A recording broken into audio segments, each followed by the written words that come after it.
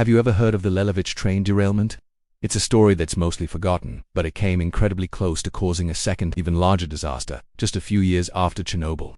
Imagine this. It's February 1993, in a remote forested area of Belarus, not far from the Ukrainian border. A freight train carrying 52 cars suddenly goes off the rails. It's a massive crash. Cars are piled up, twisted metal everywhere. But the real danger wasn't the crash itself. It was what was inside those cars. The train was a moving chemical bomb. On board were 17 tankers filled with heptil, a highly toxic and extremely flammable rocket.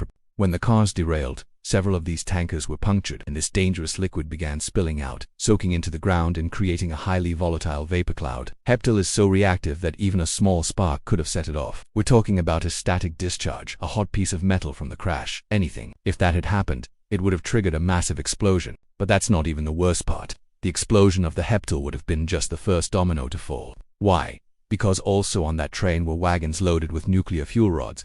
These weren't warheads, but they were highly radioactive materials intended for nuclear power plants. An explosion from the heptil would have almost certainly ruptured these containers, vaporizing the nuclear material and blasting it high into the atmosphere.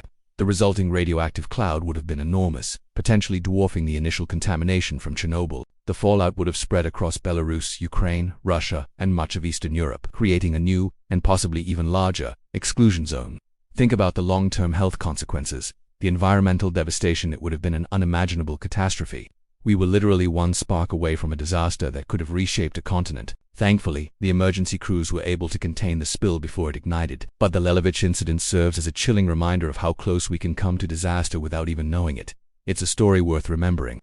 If you'd like to listen to the full story, please visit our channel. Thanks for watching, and don't forget to follow for more hidden histories like this one.